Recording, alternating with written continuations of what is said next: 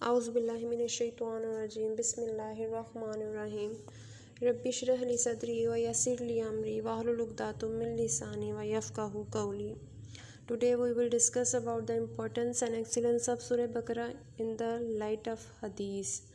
احادیث کی روشنی میں ہم سورہ بقرہ کی جو ہے فضیلت اور اہمیت کو دیکھیں گے. So means I will simply introduce you to سورہ بقرہ. ہم سورہ بقرہ کا جو ہے وہ simply introduction بھی کریں گے اس ویڈیو میں. تو انٹروڈکشن میں سب سے پہلی جو چیز ہے کہ meaning of Surah Baqarah. It is based on the description of the incident of the cow. اس میں گائے کا واقعہ بیان کیا جاتا ہے اور مزید جو ہے اس میں جو احادیث کوٹ کی ہوئی ہیں وہ بھی ہم ادھر جو ہے وہ ڈسکس کریں گے. سب سے پہلے تو ہم انٹروڈکشن دیکھتے ہیں. سورہ بقرہ از اے مدنی سورہ which is contained on 286 verses and 40 bows. 286 آیات اور 40 رکوع پر مشتمل سورہ ہے. So its verses and its bows shows that it is the greatest surah of Quran. چونکہ جو ہے وہ اس کی ورسز جو ہیں اور اس کے جو رکوع ہیں ان سے ہمیں معلوم ہو رہا ہے کہ سورت جو ہے یہ لمبی اور طویل اور عظیم سورت ہے. قرآن پاک کی سب سے عظیم لمبی اور طویل سورت ہے سورہ بقرہ. حضور اکرم صلی اللہ علیہ وآلہ وسلم said about the سورہ بقرہ that recitation of سورہ بقرہ leads to blessings. سورہ بقرہ کو پڑھنا باعث سے برکت ہے and renunciation leads to regret. اور اس کو ترک کرنا، اس کو چھوڑنا باعث سے حسرت ہے، باعث سے پچھتاوا ہے. regret جو ہوتا ہے وہ پچھتاوا ہوتا ہے. and wizards جادوگر can't resist it. اس کا مقابلہ نہیں کر سکتے. وہ جو جادوگر ہیں وہ سورہ بقرہ کا مقابلہ نہیں کر سکتے. مینس کہ جو سورہ بقرہ ہے ایک تو جو ہے وہ ہمارے لیے باعث برکت ہے، ٹھیک ہے، برکت ہے ہماری زندگی میں، خیر و برکت لے کر آتی ہے. دوسرا اس کو ترک کرنا، جو اس کو نہیں پڑھتے، جو اس کو چھوڑ دیتے ہیں، لیڈس ٹو ریگریٹ، وہ ان کے لیے جو ہے وہ باعث حسرت ہے، باعث پچھتاوا ہے، وہ محروم ہے اس سے.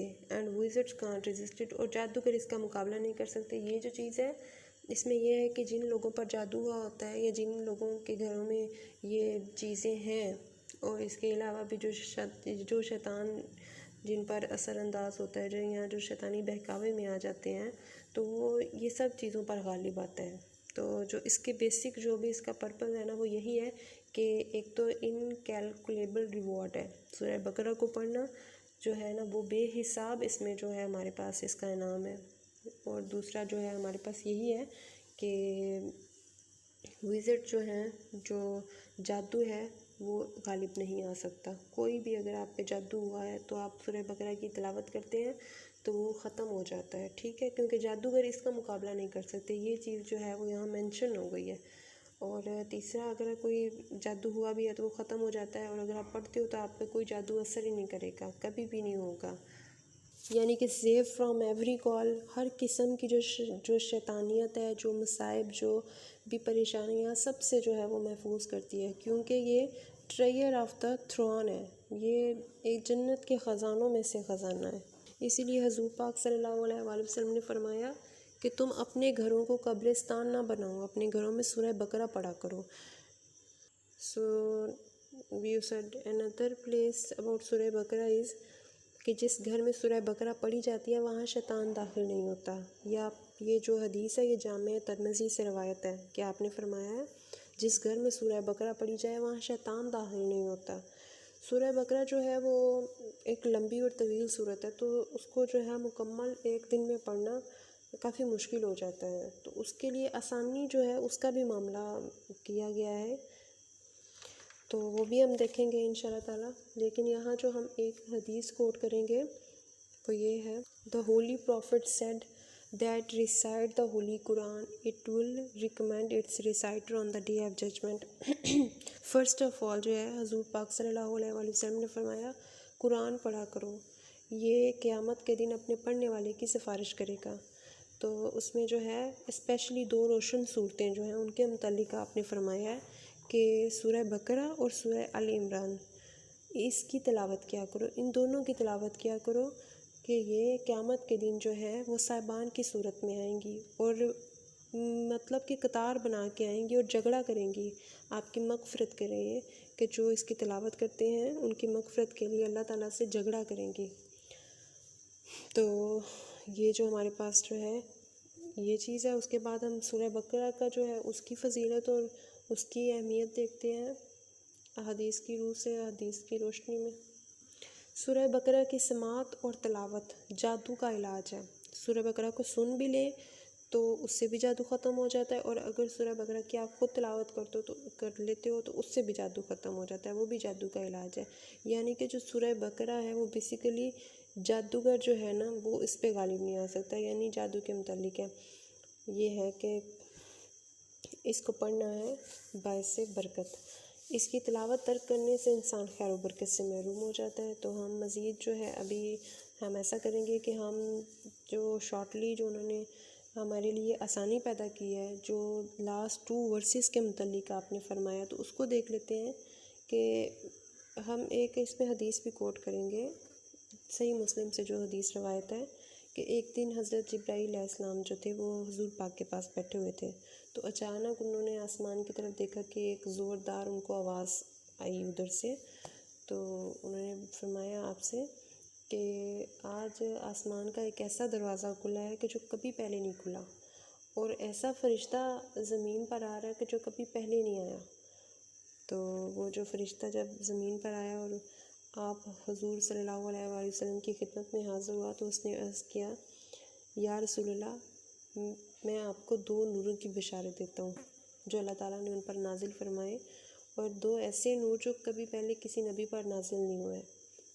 یہ سورہ فاتحہ میں بھی اس کو ہم کر چکے ہیں کوٹ، لیکن یہاں بھی کر دیتے ہیں کہ اس میں جو 2 نور حضور اکرم صلی اللہ علیہ وآلہ وسلم پر نازل ہوئے وہ کون سے تھے؟ سورہ بقرہ کی لاسٹ 2 آیات اور سورہ فاتحہ اور سورہ بقرہ کی آخری 2 آیات، ان کو جو ہے وہ 2 نور کہا گیا ہے۔ تو یہ دونوں جو نور ہیں یہ جنت کے خزانوں میں سے خزانہ ہیں۔ صحیح بخاری اور صحیح مسلم سے ایک حدیث روایت ہے، Whoever recites the last 2 verses of Surah Baqarah at night, that will be sufficient۔ مطلب کہ آخری جو 2 آیات ہیں اگر اس کی آپ تلاوت کر لیتے ہو، سورہ بقرہ کی آخری 2 آیات کی تلاوت اگر رات سونے سے پہلے کوئی کر لیتا ہے تو وہ اس پر کفایت کرے گی، یعنی کہ وہ اس کے لیے کافی ہوگی۔ اس کے بعد کوئی بھی دعا مانگو، کوئی بھی تکلیف پریشانی، کوئی بھی جادو یا شیطانی کوئی بھی عمل ہوا ہو تو وہ ہر چیز پر کفایت کرے گی، وہ ہر چیز کو جو ہے وہ حل کرے گی، تو کوئی بھی دعا مانگے قبول ہوگی۔ بیسیکلی یہ جو 2 آیات ہیں یہ حضور اکرم صلی اللہ علیہ وآلہ وسلم کو اللہ تعالیٰ نے آسمانوں میں نازل کی، آپ پہ شب معراج یعنی آسمانوں میں نازل ہوئی۔ تو یہ آیات جو ہیں یہ دنیا میں نازل نہیں ہوئی ہیں، یہ آسمانوں میں نازل ہوئی ہیں، اسی لیے ان کی بہت زیادہ فضیلت ہے۔ سورہ بقرہ کی جو لاسٹ 2 ورسز ہیں ان کے متعلق جامع ترمذی میں ایک حدیث کوٹ ہے جس میں حضور پاک صلی اللہ علیہ وآلہ وسلم نے فرمایا کہ مخلوق کی پیدائش سے پہلے جو ہے وہ اللہ تعالیٰ کے پاس ایک کتاب لکھی ہوئی ہے، یعنی کہ یہ تمام مخلوقات جو اللہ تعالیٰ نے پیدا کی ہیں اس کے 2000 سال پہلے جو بھی آیات تھیں وہ ایک اللہ تعالیٰ کی کتاب ہے، لوح محفوظ، اس میں درج ہے۔ تو یہ جو ہمارے پاس آخری 2 جو آیات ہے سورہ بقرہ کی، یہ اسی جو لوح محفوظ ہے اس میں سے اللہ تعالیٰ نے حضور اکرم صلی اللہ علیہ وسلم پر نازل فرمائی، اور جو سورہ بقرہ تھی اس کو مکمل کیا۔ تو یہ جو ہمارے پاس سورہ بقرہ کی آخری 2 آیات ہیں اس کو اسی لیے جو ہے وہ مطلب کہ اتنی فضیلت اور اتنی اہمیت ہے کہ ان کو پڑھنا ہی کافی ہوتا ہے کہ یہ خزانوں میں سے خزانہ ہے، اللہ تعالیٰ کے لوح محفوظ جو ہے اس میں سے جو ہے وہ اللہ تعالیٰ نے نازل فرمائی ہے۔ تو یہ اسی لیے بہت اہمیت رکھتی ہے، بہت قابل جو ہے وہ احترام ہے کہ اس کو پڑھ لیں آپ تو آپ کے لیے کافی ہے۔ اللہ تعالیٰ نے حضور اکرم صلی اللہ علیہ وآلہ وسلم پر شب معراج میں جو 3 انعامات کیے تھے، سورہ بقرہ کی آخری آیات بھی انہی میں سے ہیں۔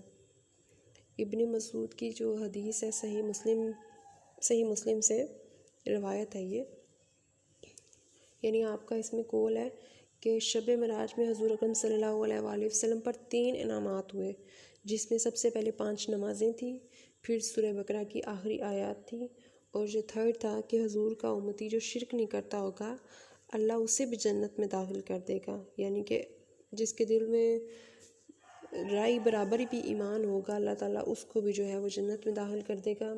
مطلب کہ جو شرک نہیں کرتا ہوگا، سمپلی جو صرف اللہ تعالیٰ کو مانتا ہوگا، اللہ تعالیٰ کی وحدانیت پر یقین رکھتا ہوگا، اللہ تعالیٰ اسے بھی معاف کر دیں گے۔ At the end of the day جو ہے اللہ تعالیٰ اس کو بھی معاف کر دیں گے۔ اما فضور who does not associate anymore with اللہ۔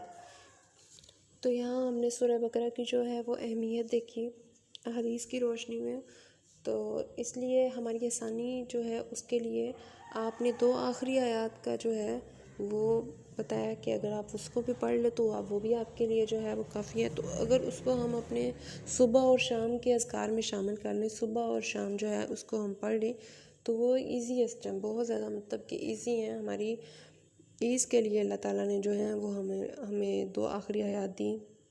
تو ایسا کریں کہ رات سونے سے پہلے جو ہے بندہ اس کو پڑھ لے تو وہ کفایت کرے گی ہر چیز پر۔ صدق اللہ العظیم۔ اللہ حافظ۔ اللہ تعالیٰ ہمیں پڑھنا